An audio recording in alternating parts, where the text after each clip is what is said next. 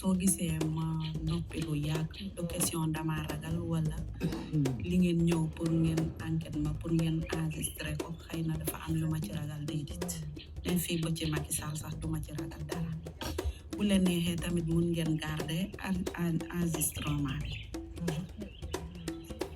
comprendre nga parce que boo gisee moo jóge fii sama kër papa te xam-xam moo ma fi génnee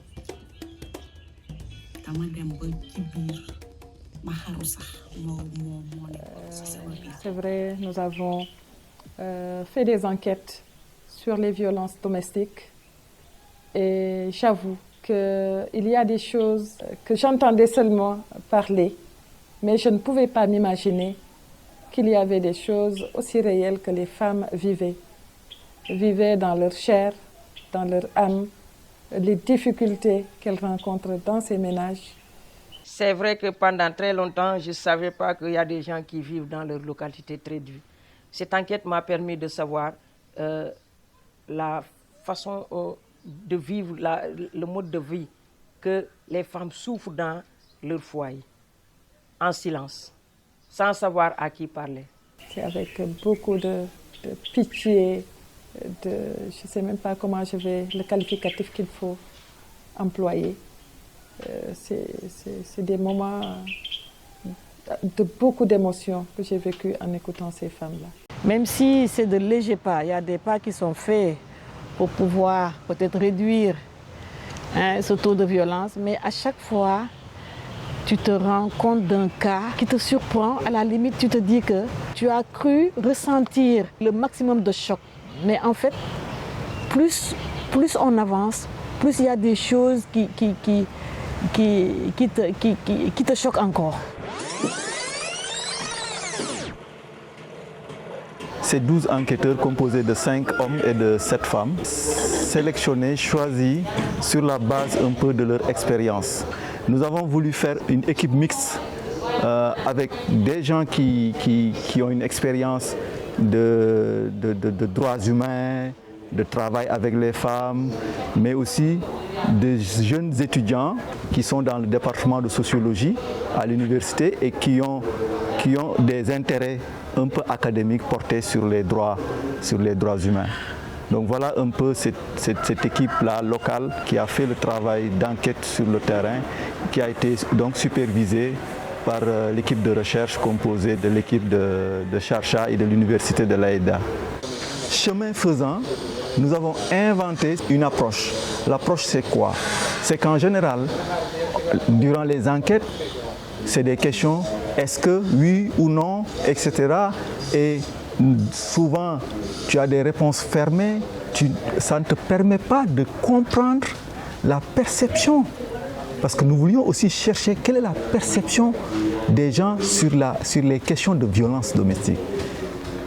Et là, il fallait vraiment inventer une approche qui pouvait mettre à l'aise la personne pour pouvoir parler de son cas, parler ouvertement de son cas. Nous avons presque vécu une demi-journée avec chaque enquêteur, qui nous ont ouvert leur maison, qui nous ont ouvert leur chambre, qui nous ont ouvert leur intimité et qui nous ont ouvert leur cœur pour parler de cette question-là. Ce n'est pas facile. Ce n'est pas en 1 heure de temps où tu viens, je m'appelle Pape, comment tu t'appelles, est-ce que tu as vécu une violence, oui ou non, mais la personne, elle hésiterait sous une certaine forme à parler. Je voulais faire une petite remarque, de ne pas spécifier le lieu, la localité, parce que c'est souvent des personnes qui habitent avec un entourage et aussitôt, l'entourage ou bien la personne qui nous écoute se dira c'est directement telle personne. Alors que nous leur avons promis de travailler avec elle dans l'anonymat. On a trouvé des femmes qui avaient confiance en nous. Au début, on leur a dit que c'était anonymat, c'était juste des questions pour savoir la vie des foyers, les violences que les femmes ou bien d'autres femmes vivent dans des foyers, les hommes que les femmes, ce qu'ils vivent dans leur foyer. De ce fait que eux, à force de discuter avec eux, elles ont accepté. Et je pose souvent la question, y a-t-il des gens qui vivent des situations difficiles, selon vous, dans votre quartier? Souvent, ils te disent, va dans telle famille, va voir telle personne. Elles aient accepté d'extérioriser leurs problèmes pour que ça leur soulage un peu. Parce que pendant très longtemps, elles gardaient ces secrets sans savoir à qui parler, de peur qu'on en parle dans partout et tout. Ça permet aux gens d'extérioriser leurs problèmes et se briser ce silence très longtemps qu'on risque de mourir avec sans l'extérioriser. En l'extériorisant, c'est comme tu as réglé une petite partie de ton problème. soo gisee ma noppi lu yàgg du question dama ragal wala li ngeen ñëw pour ngeen enquête ma pour ngeen enregistrer ko xëy na dafa am lu ma ci ragal déedéet. Alors, je veux savoir qui c'est réellement parce que... bu leen neexee tamit mun ngeen garder enregistrement bi. Je n'ai pas peur de cette enquête, encore moins de parler sous l'enregistrement, loin de là. Je peux parler devant n'importe qui sans crainte. D'ailleurs, les enregistrements, vous pouvez même les garder, cela ne me dérange pas. Mon demi-frère, de même père, a mis enceinte ma fille aînée. Oui, mon petit frère, au moment où je me tuais pour obtenir gain de cause, mon frère violait ma fille jusqu'à ce qu'elle la mette enceinte. J'étais dépitée, j'ai tout laissé. J'ai baissé les bras parce que c'était difficile pour moi. J'étais complètement abattue. Ça s'est passé ici, dans cette maison, en présence de ma mère, et elle a voulu cacher cela. Ma mère était bel et bien au courant. C'est pour cela que j'ai tout abandonné. Je n'ai pas porté plainte, je n'ai rien fait. J'essaierai de vivre aux limites de mes capacités avec mes enfants. Puis, je me suis éloignée de ma famille, je me suis éloignée de tous ces gens-là qui étaient au courant et qui ne m'ont rien dit, qui n'ont pas levé le doigt, qui ont pensé qu'il ne fallait pas dénoncer. Il y a ce poids de la société qui les indexe souvent. Il a amené son frère à la gendarmerie, il a amené son frère à la justice, alors que c'est parce que les faits sont graves.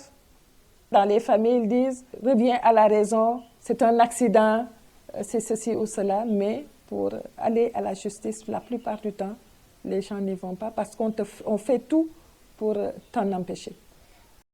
Il ne nous considère pas comme ses propres filles, il nous considère comme ses propres femmes. Donc c'est son comportement qu'il a sur nous, c'est pourquoi il ne me plaît pas. Il n'avait toujours pas abandonné ses désirs. Un jour, il est venu dans ma chambre tôt le matin, il a soulevé la moustiquaire et il est monté sur moi. Mon propre papa, mon géniteur qui monte sur moi, et je me suis levé brusquement avec ma grossesse.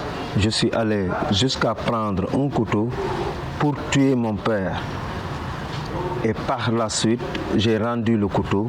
Je suis parti le dire à ma mère qui m'a répondu que c'est mon père. Tout ce qu'il me fait, je dois prendre sur moi parce que c'est mon père. Un père qui veut avoir des relations intimes avec sa propre fille alors que ma mère est dans la maison. Je lui ai même demandé si c'était lui mon véritable père, si c'est bien lui mon géniteur ou pas. Il s'est lâché contre moi. Jusqu'à présent, notre relation est bien tendue.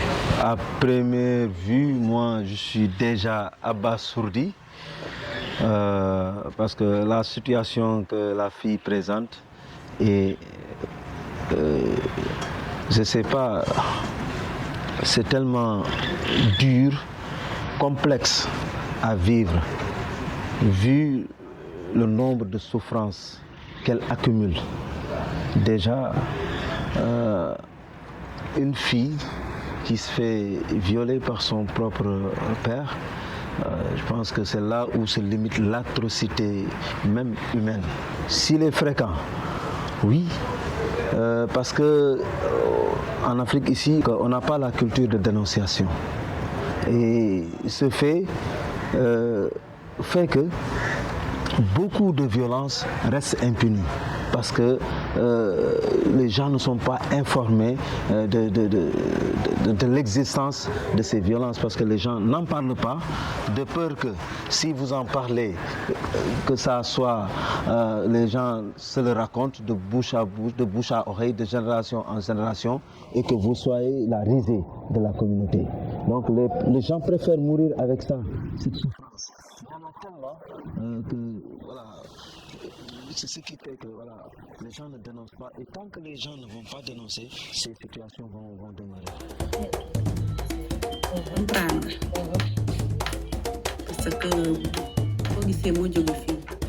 C'est là qu'il a commencé à dire que je suis mauvaise. Un mariage où je ne suis pas aimée par ma belle famille. Je devais tout faire pour que mon mariage puisse aboutir. Il n'arrêtait pas de m'insulter pour me dire que je suis un fardeau pour lui et que je n'entreprends rien. Au même moment, j'étais enceinte et je n'étais pas encore au courant que je suis victime d'une mutilation génitale. J'en ai trop souffert depuis l'âge d'11 ans. C'est à cet âge que j'ai commencé à voir un gynécologue. J'avais des douleurs au niveau du sexe. Comme je suis victime d'une mutilation génitale, il était au courant de ma situation et que j'ai même dû arrêter mes études pour m'occuper de ma santé.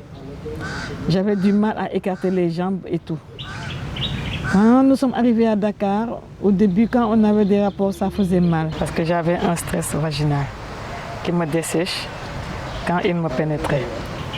Par la suite, j'ai compris qu'il en abusait parce qu'il a pris une deuxième femme. Il ne pouvait plus coucher avec moi parce que j'ai un problème vaginal. Nous sommes mariés depuis que j'avais 13 ans et j'ai mon premier enfant à 15 ans.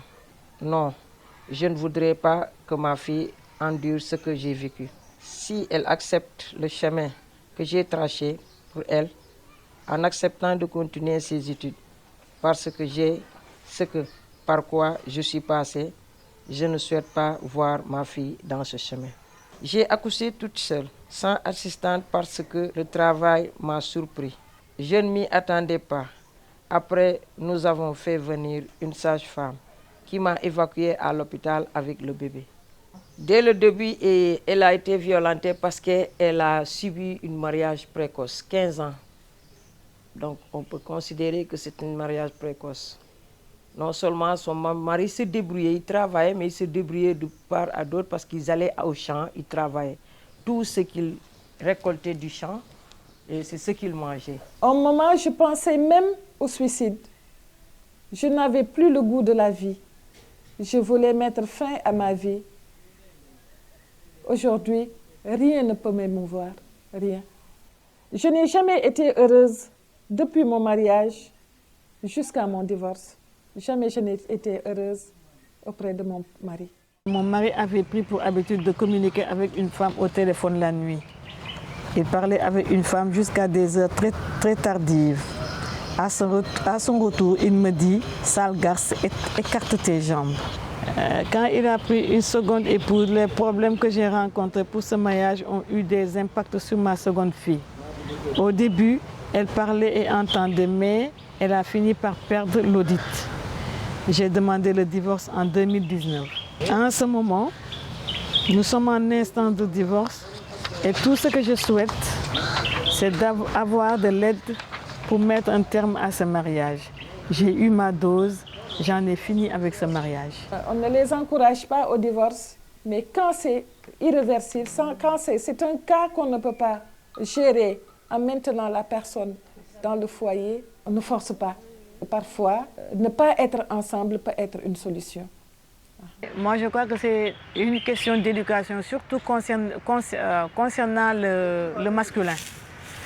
Il faut que dès le bas âge, à la maison, éduquer, mettre au même pied d'égalité la fille et le garçon. Ne pas dire ou faire, ça c'est le travail de la fille, ça c'est le travail du garçon. Il faut que le garçon puisse cuisiner quand il le faut. Il faut qu'elle puisse faire la vaisselle. Il faut qu'elle puisse faire le linge, comme la fille le fait. Dès qu'on arrive à installer ce climat à la maison, moi je crois que le garçon évoluera avec cette tendance. Et puis ça va réveiller les fibres de sensibilité. On suppose que dans sa phase majoritaire, il ne fera pas partie des hommes qui vont violenter sa femme. Parce qu'il aura compris déjà. Il y aura cet aspect égo qui des fois se développe chez le masculin ne prendra pas le dessus. La masculinité positive. Voilà, c'est ça. On peut être homme, mais on doit soutenir les femmes. Il saura doser, il saura équilibrer. En tout cas, il saura prendre en charge son couple.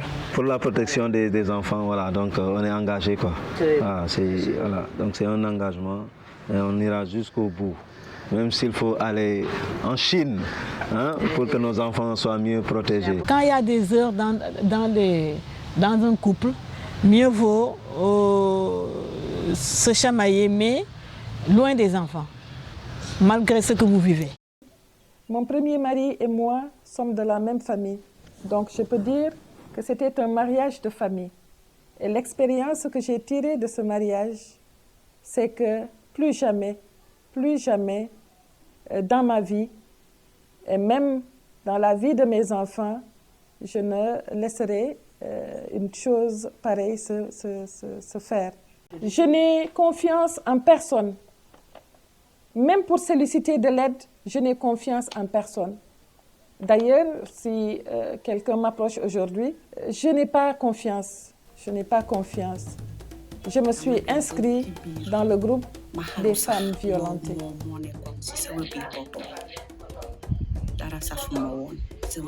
Elle pense vraiment que pour résoudre tous ces problèmes-là, aujourd'hui, elle pense que c'est seulement la justice qui peut régler ces problèmes-là. Pour elle, les violences que vivent les femmes, il ne faudrait pas qu'ils les taisent. Il faudrait qu'ils dénoncent, que la justice puisse faire son travail. En parcourant les femmes visitées, c'est des femmes en 90% qui n'ont pas été à l'école, qui ignorent leurs droits, car elles n'ont pas eu le temps de se former pour entrer dans le mariage. Elles n'ont pas été à l'école. Donc, elles sont parties très jeunes dans le mariage. Elles voulaient être scolarisées. Le temps de la scolarisation va lui permettre de ne pas faire un mariage précoce. Quand on discutait et tu leur dis non, tu devais faire ça et faire ça, il dit ah bon, ça existe, je ne savais pas. Donc elles ne connaissaient pas leurs droits. Selon nos pesanteurs socio-culturelles, le mari a toujours raison. Donc là, quand tu vas parler avec un autre, tu risques même d'être indexé par la belle famille qui dit que tu es en train de vilipender le mari. Même s'il te fait du mal, tu souffres en silence. Il faut sensibiliser, accompagner les femmes, les sensibiliser.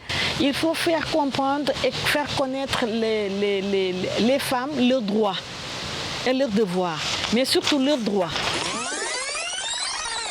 On a beaucoup plus d'organisations qui s'occupent de cette question des droits humains, des droits des femmes et de l'enfant, ici en Casamance, plus qu'ailleurs au Sénégal, parce que tout simplement, nous sommes dans une région qui a connu le conflit et qui a connu un niveau extrême de violation des droits humains et particulièrement des droits des deux cibles que sont la femme et les enfants. Donc c'est cela qui explique un peu cette masse critique d'organisation au niveau de la Casamance.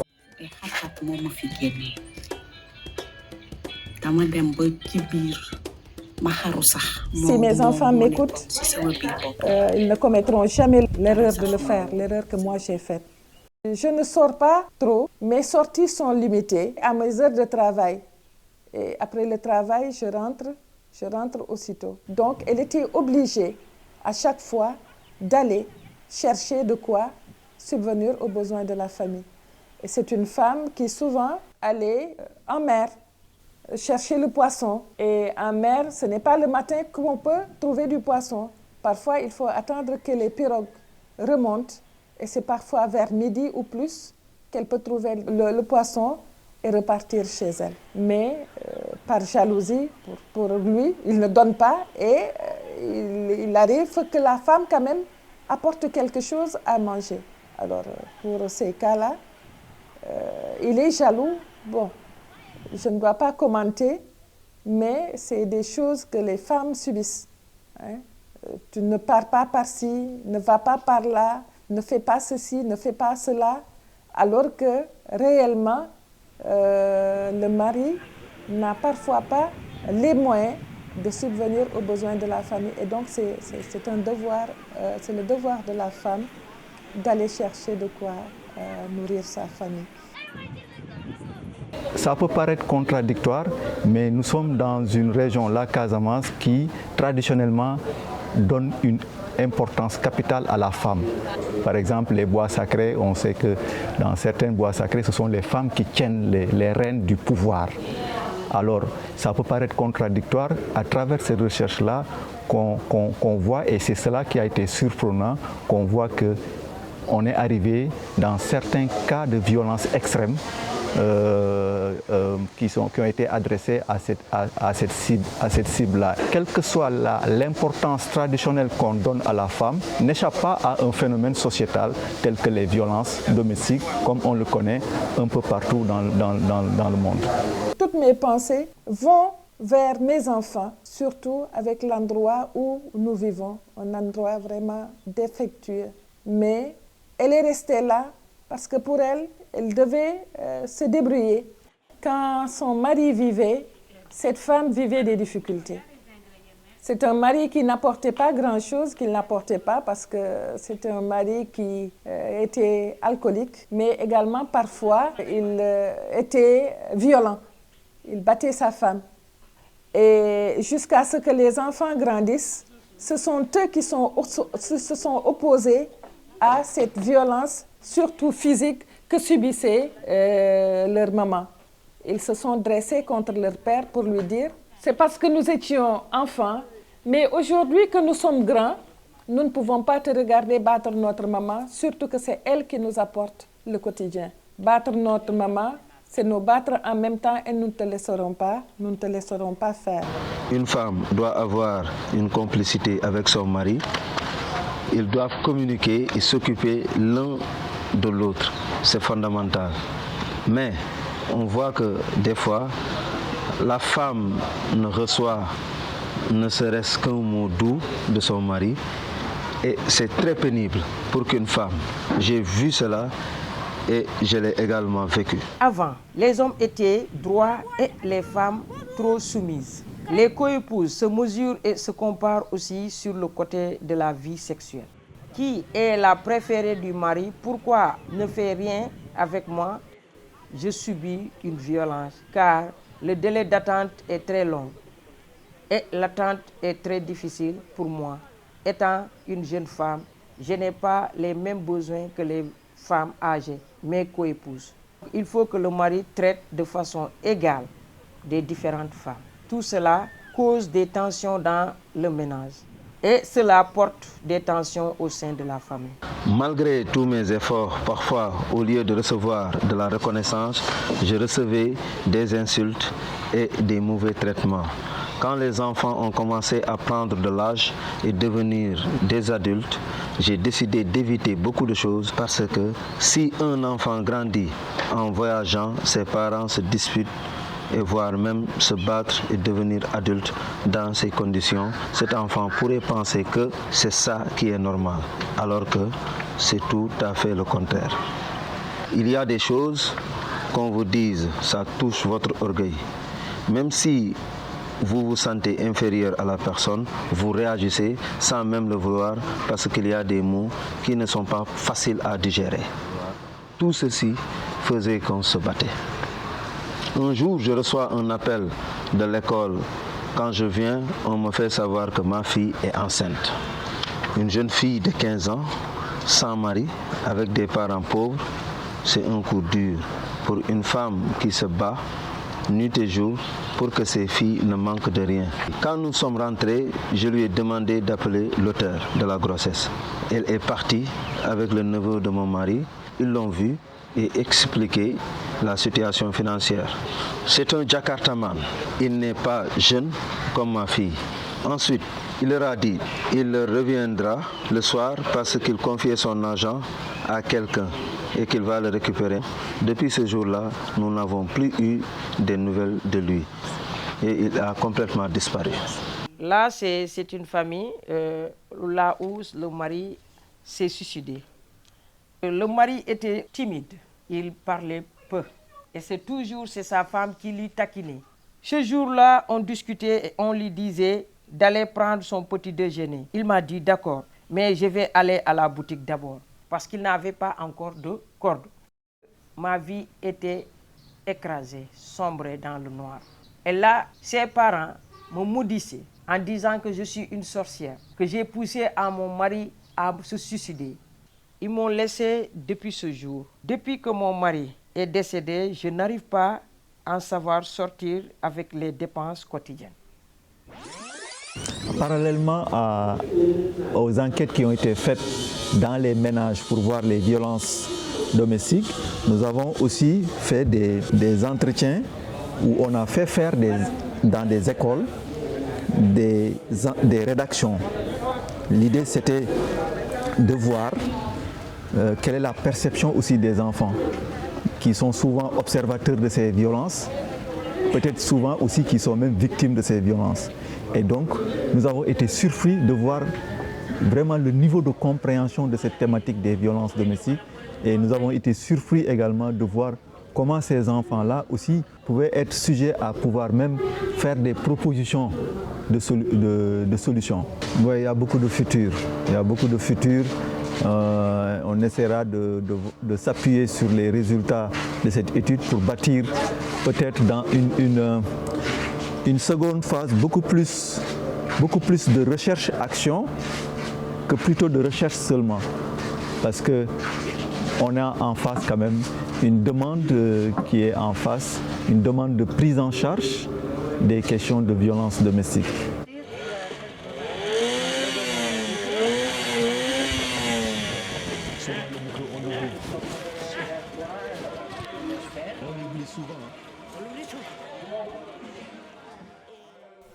On vivait bien avec mon mari. Nous avions une bonne relation. Nous avons commencé à avoir des problèmes quand il a pris une seconde épouse. 2 femmes pour un même homme qui ne travaille pas, c'est difficile. Quand je repense à tout ce à quoi nous sommes passés jusque-là, plus rien ne m'émeut. Quand je dors, je fais des cauchemars parfois, je perds le sommeil. Je pense personnellement qu'avoir une femme qui s'occupe bien de toi, qui satisfait le moindre de tes désirs, garde tes enfants, en retour, tu ne devrais pas la faire souffrir, jusqu'à aller chercher une autre. Depuis qu'il a pris la seconde épouse, je souffre. Je souffre parce qu'il est parti sans même me prévenir. Jusque-là, je me demande pourquoi. Dans cet abandon, ce qui me réconforte, c'est les enfants. Parfois, malgré que je ne sache ni lire ni écrire, mais je tente quand même de les intimider en leur demandant de me réciter leurs leçons. J'ai essayé de leur apporter une éducation. Et ce qui me réconforte le plus, c'est le résultat scolaire. Ils apportent de bonnes notes. Pourtant, je ne comprends rien, mais je tiens le cahier et je les écoute. Parfois, je tente un coup de gifle en leur disant « Hé, tu n'as pas bien écrit ou bien tu n'as pas bien récité ». C'est une façon pour moi de les encourager à apprendre leurs leçons. Je leur faisais faire leurs devoirs à la maison et je leur faisais comprendre la situation que nous vivions parce que leur père nous a abandonnés. Je pense que c'est une bonne leçon qu'elle est en train d'apporter à ses enfants en les exhortant au travail non seulement, mais en leur faisant comprendre qu'il ne faudrait pas devenir également demain un homme ingrat. Il l'a même répété, les hommes sont ingrats. Il pense que quand les enfants vont réussir, ça lui permettra de souffler. Ça leur permettra également à eux, les enfants, d'avoir un avenir meilleur.